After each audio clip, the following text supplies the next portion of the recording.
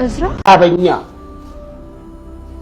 እንዴት ያደረገችው አልበቃ ብሏት ጭራሽ ቤቴ ድረስ መታዛተችብኝ። ቤት ድረስ እዚህ አይገርም? ቆይ ምን ብላ ነው የዛተችብኝ? እገልሃለሁ አለችኝ። ምን እገልሃለሁ? ተረጋጋ እንጂ ልጅ። እንዴት ነው የምረጋጋው አባዬ? ምንም አታመጣም። አይ ይሄማ ንቀት ነው። እዝራ እስቲ ተረጋጋ። ይሄን ያህል ድፍረት? ይሄን በፍጹም ልታገሰው አልችልም። ምን ልታደርግ? እኔ ማደርገው ነገር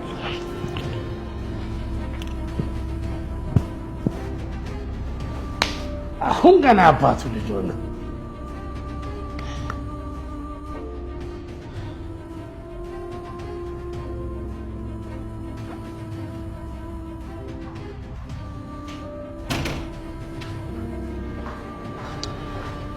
ምናሴ ወይ ማይ እንደኛ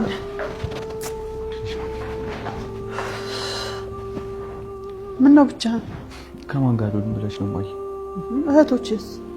የሰላም ይግር አርፎ እንደማይቀመጥ እያወቅሽ። እሺ ሀናስ? ሀናውን ከጽዮን ጋር ወጣች። ወዴት? ቤተክርስቲያን ሄዱት። በዚህ ሰዓት? እኔም ገርሞኛል። እንዴ ቤተክርስቲያን ደግሞ በዚህ ሰዓት ምን ያደርጋሉ? እማዬ ሀና ግን ጥሩ ሁኔታ ላይ አይደለች። ልጅ ምን ሆነች? የሆነችው ነገር መቼ አንሷት ነው ሌላ ነገር የምንጨምርላት? ምናሴ ምን እያልክ ነው? እማዬ ሀናን ልብ አላልናት እንጂ በጣም እየተጎዳች ነው። ምን ሆና? ሀና ልጁን በጣም ነው የምትወደው። እና ስለወደደችው ነው የምትጎዳው? እማዬ መውደድ ብሉሽ እንደዚህ ቀላል መውደድ እንዳይመስልሽ። ቢሆንም የኔ ልጅ ይሄን ያህል ልጅ ምስል ልጅ አይደለች። ሀና እኛ ፊት ጠንካራ ትመስላለች እንጂ በጣም ተሸንፋለች። በፍጹም ምናሴ ሀና የምትሸነፍ ልጅ አይደለች። እኔም ቢሆን ደስ ይለኝ ነበር ግን እንደዛ አይደለም። ቆይ አንተ እንዴት አወቅ? ሀና ራሷ ነች ነገረችኝ። ምን ብላ ነው ነገረች? እዝራን አታ እንዴት እንደምትኖር ህይወት እንደከበዳት ነግራኛለች። ምናሴ ስለምን መክበድ ነው የምታወራው? እማዬ እኔ ካንቺ አላውቅም ግን ባንቺና በልጁ አባት መካከል በተፈጠረው ጸብ ከማንም በላይ እየተጎዳች ያለችው ሀና ነች። እንዴ ምንድነው ነገሩ? የምን ማዕት ነው የምታወራብኝ? እማዬ ሁሉንም ነገር ቆም ብለሽ ብታስቢበት ደስ ይለኛል። ደግሞ ምን ይሁን ብዬ ነው የማስብበት? እማዬ ለሀና እስቲ ሁሉንም ነገር ረስተሽ ከልጁ ጋር አንድ ላይ እንድትኖር ብትፈቅጂላት ደስ ይለኛል። እሱ በፍጹም አይሆንም። እንዴ ለምንድን ነው የማይሆነው? የወይዘሮ ሜላትና የአቶ በቃሉ የሁለቱ ክርክር አሁን ሁለቱም ልጆቻቸውን ጉዳት ላይ እየጣሉ ይገኛሉ። ሁለቱ ባለመስማማታቸው እንግዲህ በጣም የሚዋደዱት እዝራና ሀና አሁን ላይ እንግዲህ የበለጠ ወደ ጥል እየሄዱ ይገኛሉ ማለት ነው።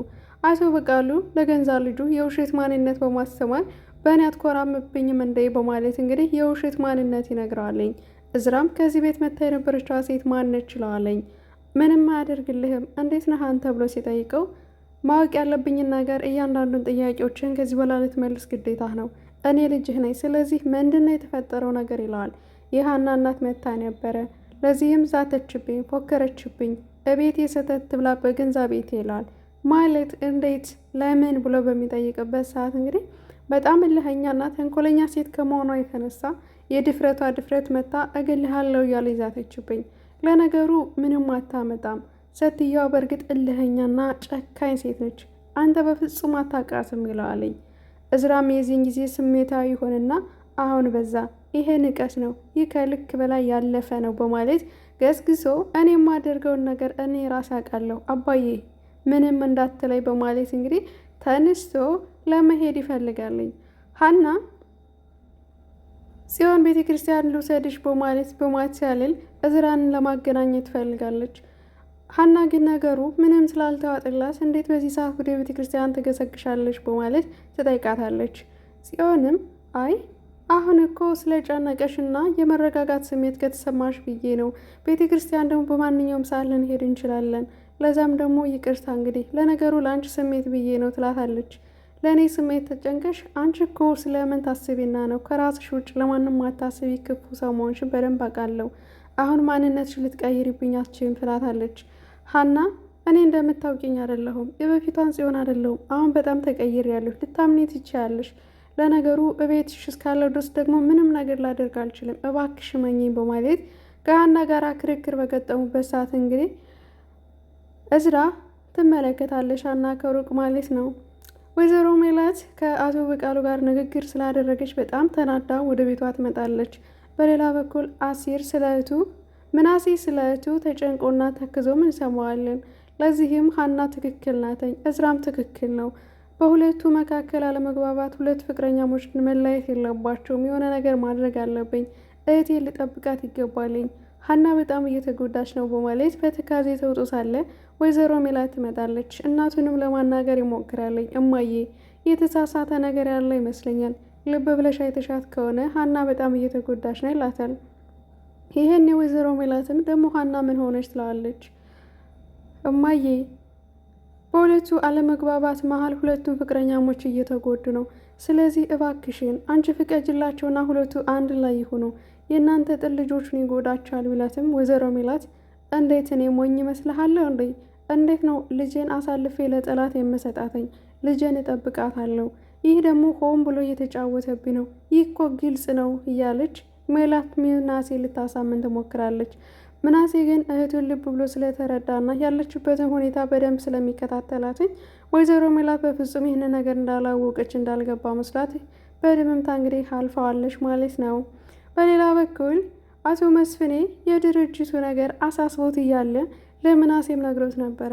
ምናሴ በሁለት መንገድ ተጨንቆናል። አንድ በድርጅቱ አደጋ ላይ በመውደቁና የሀና ያለችበት ሁኔታ፣ ወይዘሮ ሜላት ደግሞ ሙሉ ሀሳቧ አቶ በቃሉን መጥመድና ያገኘችበትን አጋጣሚ ሁሉ ለማጥምቃት የምትሞክር ሴት መሆኗን ስላወቁ በፍጹም አሁን ባለችበት ሁኔታ ስለ ድርጅቱ ማወቅ የለባቸውም በማለት ሁለቱም ሊነግሯት አልተስማሙም ማለት ነው። ምናሴ ብልህና አዋቂ ቢሆንም አሁን ላይ ግን ለሜላት አለመናገሩ የበለጠ ሜላትን ወደ አጉረልህ በማስገባቱ የበለጠ ድርጅታቸውና ቤታቸው አደጋ ላይ መሆኑ የተረጋገጠ ነው። አቶ መስፍኔ ስለ ድርጅቱ ሊያወራት ለምን ስራ አትሄጂም ስራ እንሂድ ቢላት እንኳን ወይዘሮ ሜላትን ሜላት ግን አረ በፍጹም ስለምን ስራ ነው ስራው ሆነ ድርጅቱ ሲፈልግ አራት እግሩን ይግባ በማለት በንቀት ታናግራለች። ባሏን እንደ ባልነት ሳታከብረው አላማዋን ለማድረግ ወደኋላ የማትል ሴት ስለሆነች ሁለመና ትኩረታ ከአቶ በቃሉ ጋር አግኝታ ምላሱን አስውጣ በጉሮሮ እንዲያላምጠው ነው የምትፈልገው። ጉሮሮ ግን አያላምጥም፣ ይቅርታሽ ምላሱን በምላሱ ማጉረስ እንደዚህ ለሻውሪሃና ኦኬ። ኤኒዌይስ ወደ ትንተና የተመለስላችሁ ሀሳቤ ሙሉ የተሰረቀ ማለት ነው።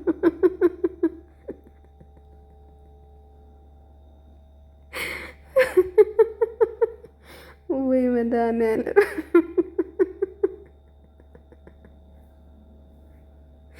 እኔ ምን አገባኝ? ከዚህ ወሬ ገብቼ የሀብታምና ኤኒዌይስ ወደ ድራማ መለስ ልበለላችሁ።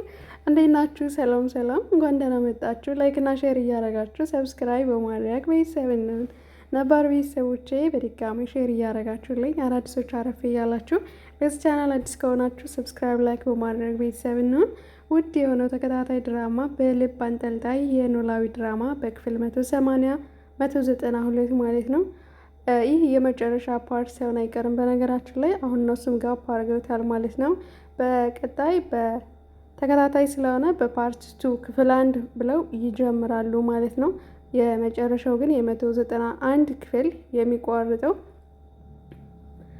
ፉክክር ላይ እንደሆኑ አቶ በቃሉና ሜላት ክርክር ላይ እንደሆኑ፣ ሌላው ደግሞ አስኪ ላይ የሆነው የአቶ በቃሉ ድርጅት ከፍ እያለ የሜላት ድርጅት እንግዲህ ዝቅ እያለ ነው ማለት ነው። አቶ በቃሉ ማለት በጣም ተንኮለኛና ሴራ ነው።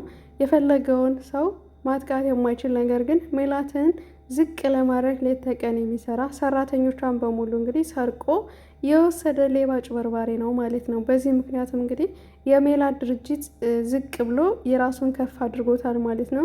አሁን ላይ ባለበት ሁኔታ እንግዲህ አቶ በቃሉ ስመጥሪና ንጉስ ሀብታም ሆኗል ማለት ነው።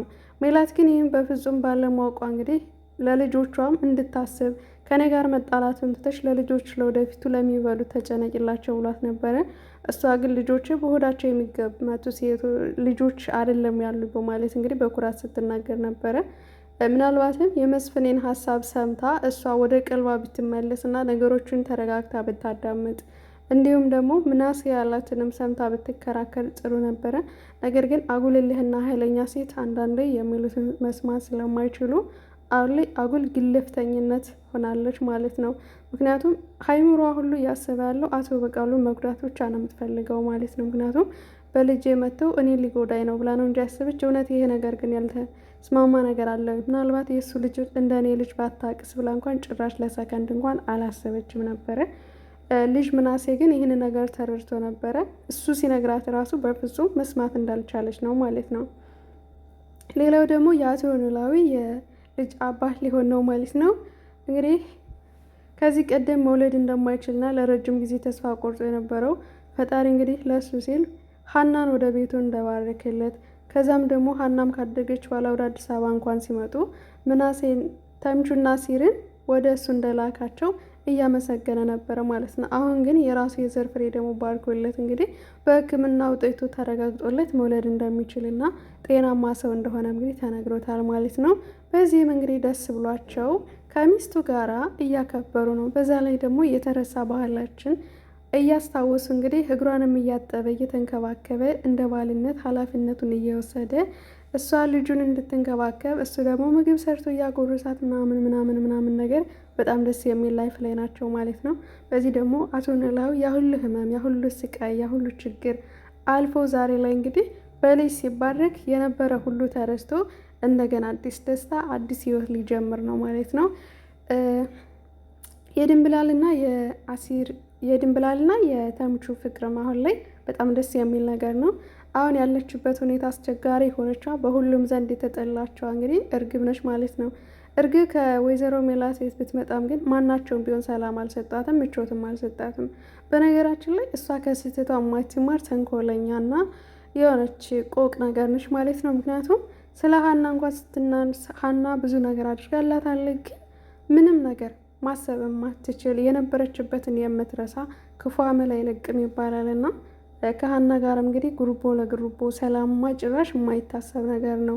ግን ከድንብላል ጋር ደግሞ ስታት በጣም ነው የተናደደችው ማለት ነው። ምክንያቱም ድንብላል ባሏን ስለቀማችባት የተወችውን የናቀችውን ስትይዝባት በጣም ነው የተናደደችው እርግብ ማለት ነው። ከዚህ በኋላ እንግዲህ እዛ ቤት እንዴት መቀመጥ እንደምትችል አላውቅም።